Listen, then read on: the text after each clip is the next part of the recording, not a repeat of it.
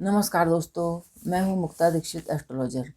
आज हम बात करेंगे कि इस वर्ष आपका जो है निफ्टी और बैंक निफ्टी किस रेंज को छू सकता है।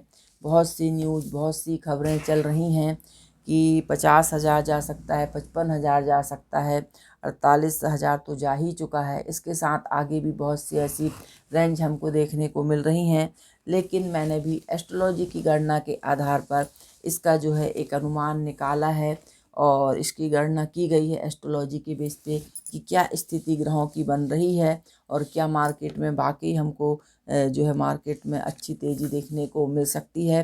तो जी हाँ दोस्तों, ग्रह गणना क्या कह रही है इसके आधार पर मैं आपको प्रेडिक्शन बतलाऊंगी, क्योंकि हमारे प्रेडिक्शन में सारे इंटरडे के लोग जुड़े हुए रहते हैं जो प्रेडिक्शन लेते हैं। आपका गोल्ड का हो, सिल्वर का हो, निफ्टी का हो, निफ्टी बैंक का हो, टाइम फ्रेम दिया जाता है। इसके साथ सारे जो आपके मार्केट ओपन होता है उस समय के लेवल मेरे पास सारे वर्ष भर का कलेक्शन रहता है और उसी के अनुमान, उसी की गणना के आधार पर मैं आप लोगों को जो है जानकारियाँ देती हूँ जो कि बड़ी सही और सटीक निकलती हैं। ये सभी जानकारियाँ आप सभी जानते हैं। तो जी हाँ दोस्तों, आखिर क्या स्थिति ग्रह नक्षत्र बना रहे हैं इसके आधार पे आपको जानकारी दूंगी। जनवरी फरवरी में यदि हम देखेंगे तो सूर्य मंगल और बुध का योग मकर राशि पे बनेगा। इसके साथ पुनः कुंभ राशि में जो सूर्य शनि और बुध का योग देखा जाएगा। इनके प्रभाव से भी मार्केट में जो है कुछ डाउन के बाद कुछ तेज़ी हमको देखने को मिल सकती है। इसके बाद यदि हम देखेंगे तो आपके मार्च में जो है मिक्स ट्रेंड वाला मार्केट देखा जा सकता है। यदि हम अप्रैल की बात करेंगे तो लगभग 2-3 अप्रैल से लेकर के 12 अप्रैल के बीच में यहाँ हो सकता है कुछ डाउन का दौर या मार्केट क्रैश होता हमको दिखे, यह ध्यान में हम रख सकते हैं। इसके साथ 12 अप्रैल से लेकर के जून तक के समय में मार्केट में कुछ अपसाइड के योग देखे जा सकते हैं। इसके साथ यदि हम 1 मई से देखेंगे तो 1 मई में जो है गुरुदेव बृहस्पति अपनी राशि बदलेंगे, यानी कि वृषभ राशि पर जाने वाले हैं।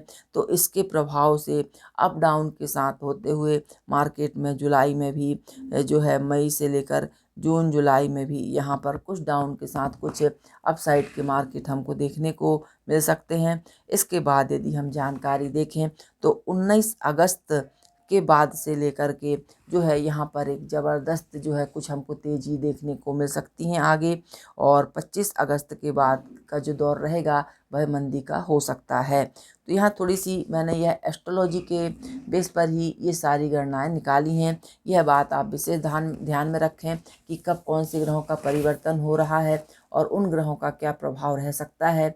ज्योतिष के आधार पर यह सारी जानकारी है। बहुत सारे लोग कहते हैं कि ज्योतिष में कहीं पर भी जो है शेयर मार्केट या तेजी मंदी की कहीं गणना नहीं रहती है, तो ऐसा ये आपकी भूल है, क्योंकि ज्योतिष विज्ञान और ज्योतिष शास्त्र आदि अनादिकाल से चला रहा है और इसके लिए अर्घ मार्तंड यानी तेजी मंदी के बड़े बड़े ग्रंथ लिखे गए हैं, जिनसे क्योंकि ज्ञान न होने के कारण व्यक्ति अनभिज्ञ रहता है, तो वह भी आप शास्त्रों को उठाकर देख सकते हैं। सभी में सभी चीज़ों का वर्णन मिलता है। सोना हो, चांदी हो, शेयर बाजार हो की जानकारियाँ दी जाती हैं। बस यह है कि निफ्टी बैंक इनकी कोई जानकारियाँ आपको जो है नहीं मिलती हैं। यह व्यक्ति स्वयं अपने अनुभव और ज्ञान के आधार पर इनकी जो है भविष्य इनका बतलाता है।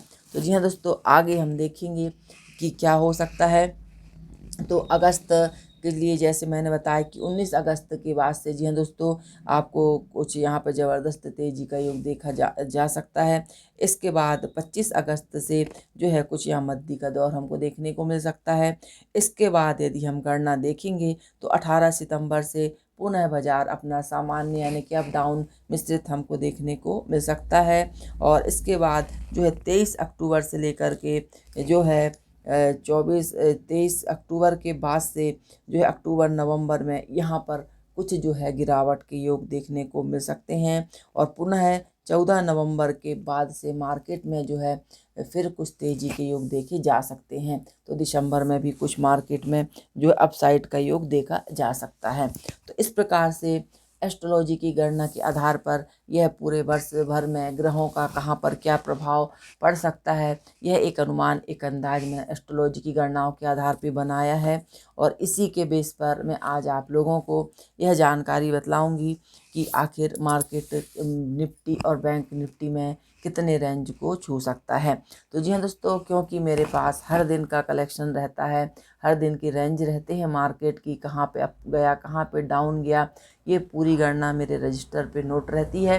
तो जनवरी से यदि हम देखते हैं तो जनवरी हो आपका, फरवरी हो, यहाँ पे 17,000 18,000 के बीच में मार्केट चला और मार्च में 16,000 चला आपका निफ्टी। इसके बाद यदि हम देखेंगे तो अप्रैल में पुनः जो है आपका मार्केट 17,000 18,000, जून में पुनः 18,000, जुलाई में 19,000, अगस्त में 19,000 और सितंबर में जो है आपका 19,000 20,000 के बीच मार्केट हमको देखने को मिला था।